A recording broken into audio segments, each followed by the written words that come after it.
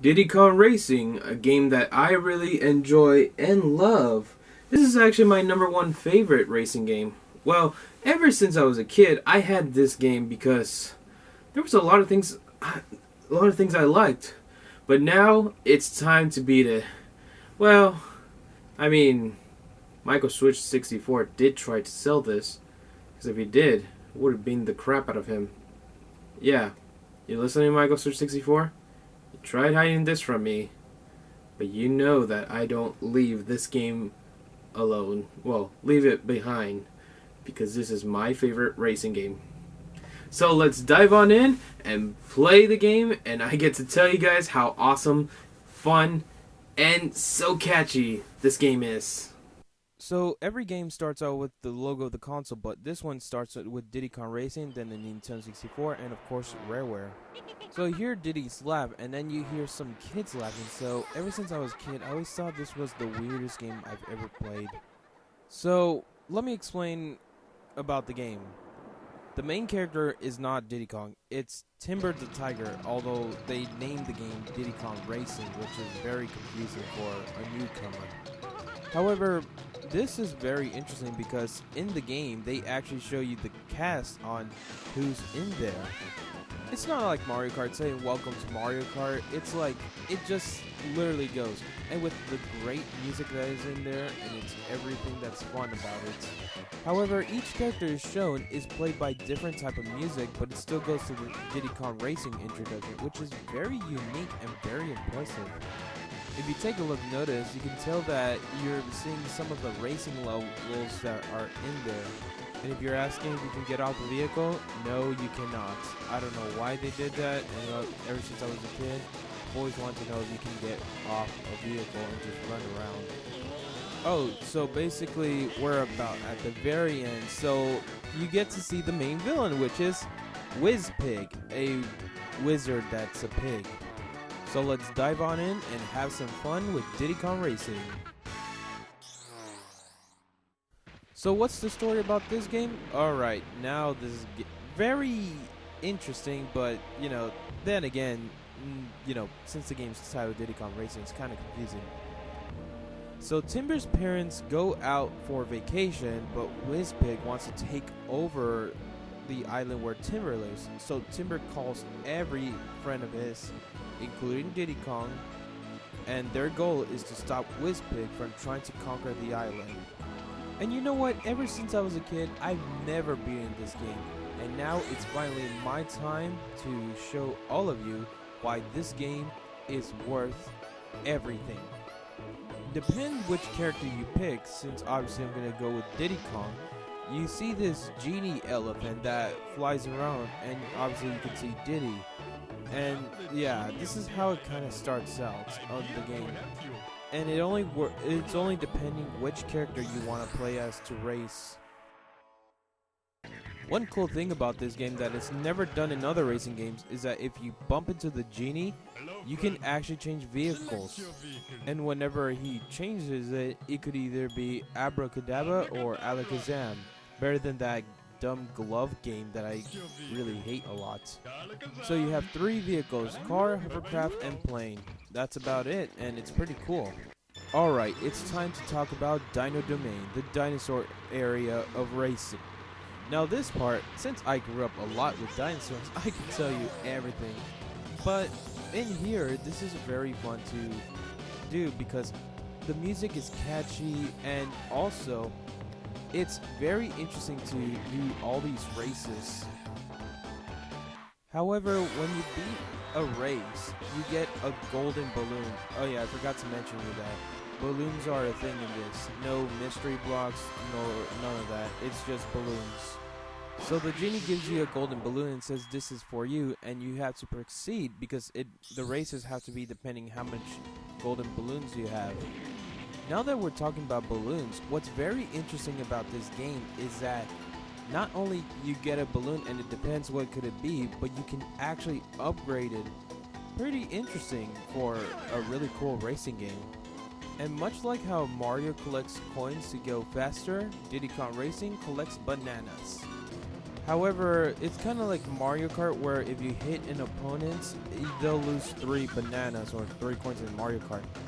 But anyways, what's very interesting is that the bananas actually helps you to go way faster than any other racing game has done. Or maybe that's what I thought when I was a kid.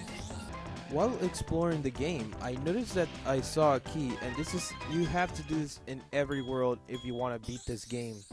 So the key opens a door and lets you go to another. It's not a race game, it's more like a battle arena.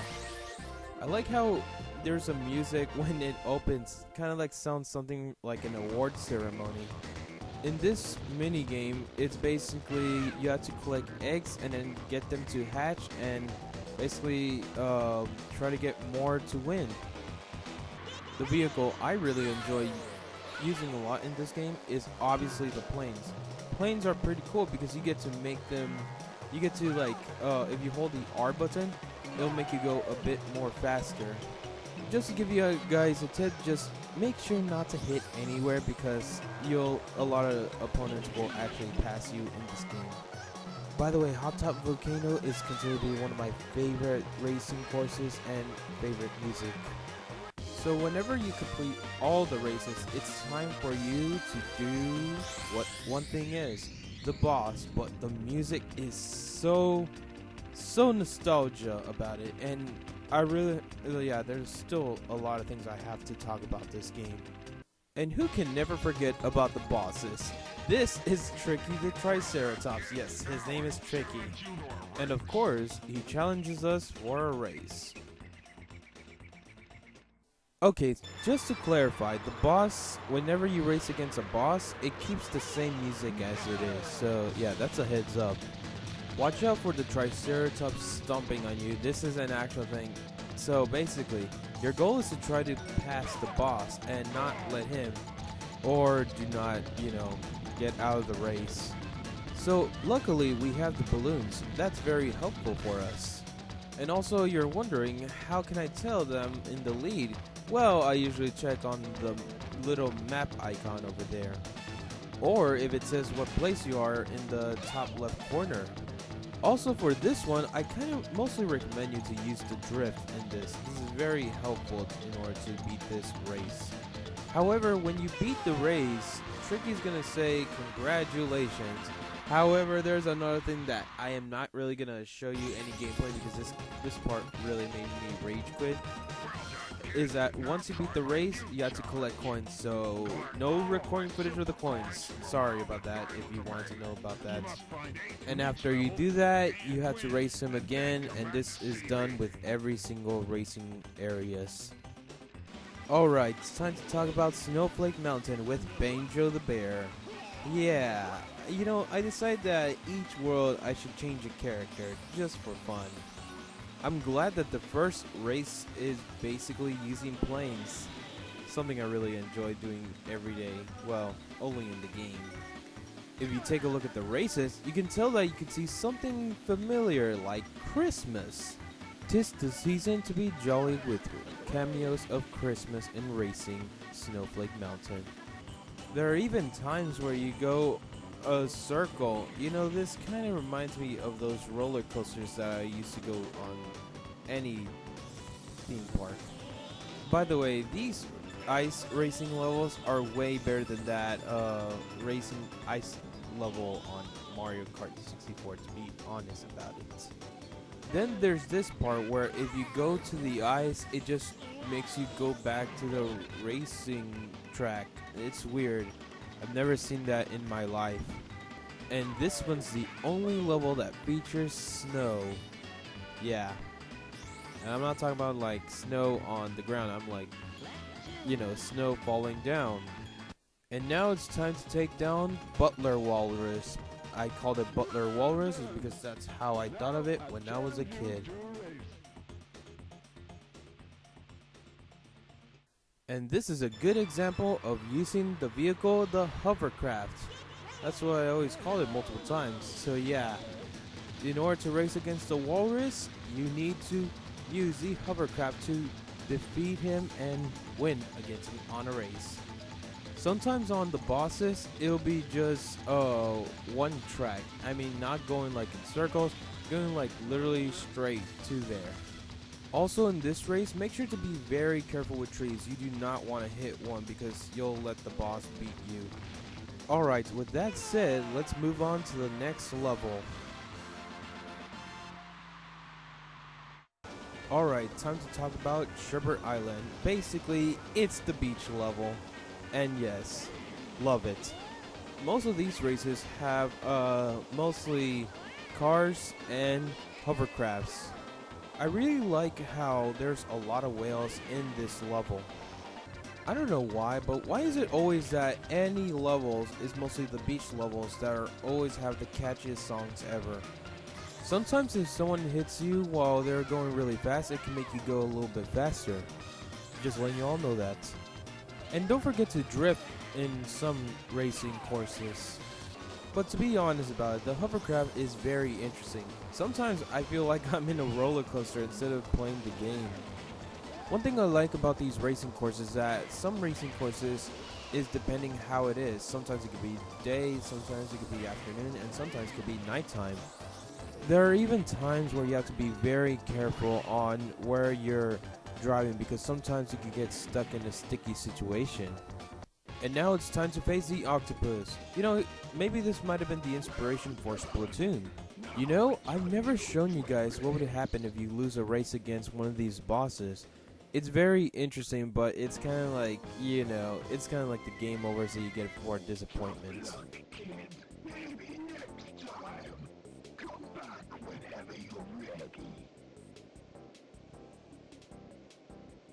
But anyways, so the race between you and the octopus is one of the weirdest things ever. The octopus shoots out bombs. I don't know how's that the thing, but it's just new to this. This is actually the first boss that is way faster than you are, so your best way is to use missiles and boost.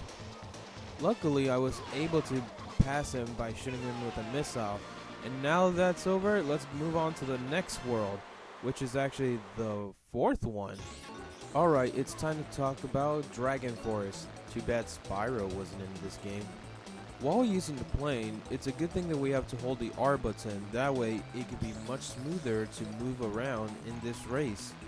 One item I've never mentioned was the magnet balloon. So basically the balloon's all rainbowish, and whenever you use it, it's a magnet, but you have to make sure that one opponent is right in front of you.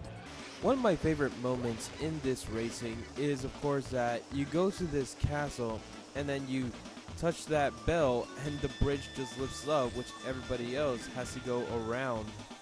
It works a lot of times, but most of the times everybody succeeds on passing through the bridge.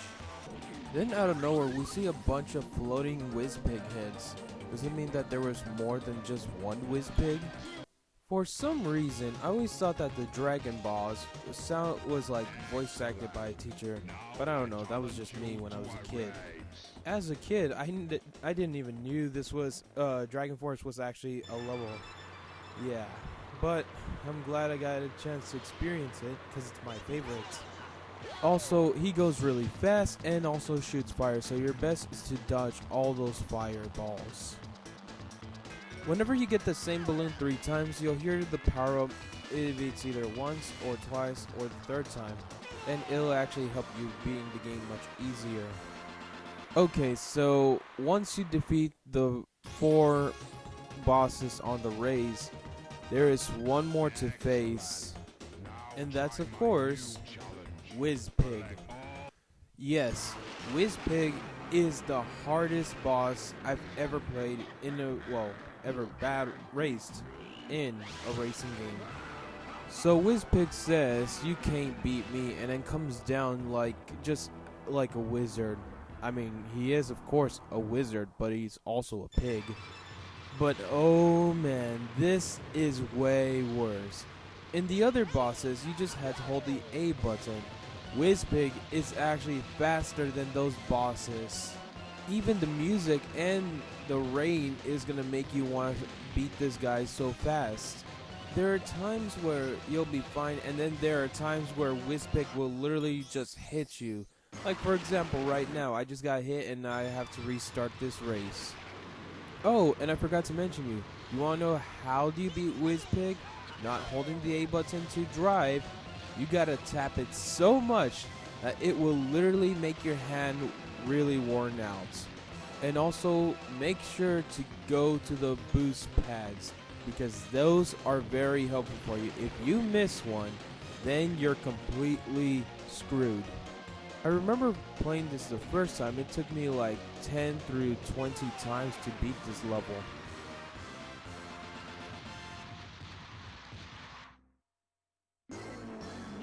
Once you beat him, WizPig starts acting like a little brat he is. And of course, he just teleports. And then we get, well, actually, we won. And we get to celebrate it with a party. Although my question was that genie elephant hiding all the time while we were racing against WizPig? And then finally, you know, it's the real deal. That we will all celebrate with a party. At the very end of this ending, you thought this was like the end of the game? No. We still have a few more things to talk about, but anyways. So everybody is celebrating the party while you hear kids singing, which as a kid I always thought that was really weird. One very interesting thing is that I like how they're celebrating near the beach. I wish I could have done that when I was a kid, when I spent my time with vacation with my family. And I know what you're thinking. Whatever happened to WizPig? Well, he's actually hiding between the lighthouse. And what a surprise, he actually does a surprise attack. You know, the music just got all quiet, and when WizPig comes out of nowhere, it just changes to, you know, catastrophe or whatever it's called back in the days of, you know, Thriller. And you can tell that every single character's running, but WizPig's like, sorry for that I was late for the party, but I had to go. Bye. It's like he's telling everyone that they're losers. And yes, his spaceship is a pig as well that shoots lasers. You can tell by the, you know, the ship shooting, and then out of nowhere, WizPig just eventually goes in and then leaves. Now that's where you expect this is where the game finally ends, but there's still one more thing, but let me explain it to all of you on, you know, that way you could understand it. So basically, what happened is that there was a bad ending, and there's actually a good ending. So we are gonna go that, but I'm not gonna show you this because it's technically doing the same thing, but it's a Grand Prix. You know how Mario Kart, whenever you do Grand Prix, you like race 4 levels? Well, you gotta do that on Diddy Kong Racing on levels like Dino Domain, and all the other levels. And after you get those trophies, I think it's trophies, and then you basically go to the next level, which is Future Funland. Yeah, there's a lot of things I didn't know until now. Alright, it's time to finish this off with Future Funland.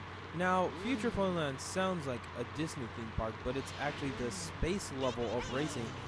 By the way, this music is actually the credits if you beat WizPig in the first round. And I know I should have changed to another character, but I really love playing as Conquer the Squirrel. Yeah, pretty sure his game will be really fun in the future.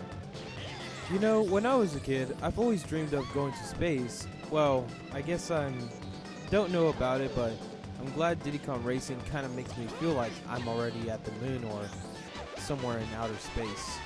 But anyways, back on to Diddy Kong Racing. So most of these courses actually have a lot of stage hazards. I'm not talking about just one, I'm talking about like a bunch of them. For example, like this racing course. That's why you must find a balloon that helps you protect yourself, which is the barrier.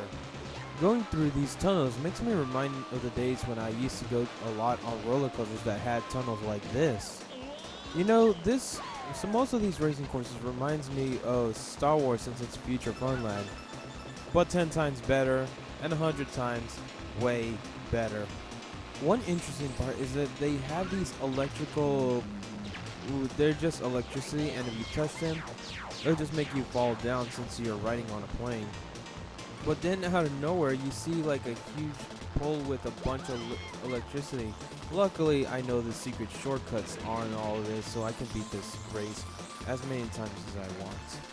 Okay, it's time to face Wizpig, but instead of car, now it's plane versus rocket. Yes, Wizpig is of course a cheater. You cheater. And you know, he still calls us the little worm. Well, guess what, Wizpig? I should be saying that you're a pig, but I have nothing else to say about it. However, this is the real and the true finale. Like, once you beat this race, it's finally over. Like, you are done, you're the champion, and you're the greatest player of all time, whoever tries Diddy Kong Racing. So after you beat Wizpig, and you hear the victory theme, Wizpig, of course, you know, acts like a spoiled brat, but suddenly the rocket actually just overreacts, like, as in it just goes crazy and just throws Wizpig somewhere far away. And you know, like I said, I've never been to this part, but it's a shocking surprise that the rocket would literally blow up Wizpig right on him. You know, because Wizpig was riding the rocket. But taking a look at it again, I realized he just hit a planet. And that's the end of Wizpig and his evil piggy schemes. See what I did there? And that's Diddy Kong Racing. Is it a really good game? It's actually the best racing game ever. Now, fun fact, this game was originally, you know, a game called RC Pro-Am. Well, a sequel to it, which was titled Pro-Am 64. However, before this, the original game that was supposed to be released on 1997 was supposed to be Banjo-Kazooie. This is the reason why that Banjo-Kazooie got delayed to be completed and much better. But the very interesting part is that Conker was also involved with this. So Diddy Kong Racing was designed to promote Rare's more upcoming games, which was Banjo and Conker. So basically Banjo the bear and Conker the squirrel. But in the end, this game was a very enjoyable game. Sure that I didn't like racing games when I was a kid, but now playing it, I just love how amazing racing games are. And this is a great game. I really hope that Nintendo can make a sequel to Diddy Kong Racing and just title it, like, I don't know, like Diddy Kong Racing Adventure, Diddy Kong Racing 2, something that would make me be more happier than ever. I mean, obviously, we've already seen that they remade the game on the DS, so I think it would be the best way to make a sequel. But anyways, without further said, I hope you all enjoy this, and I will see you guys on the next episode of all of these reviews.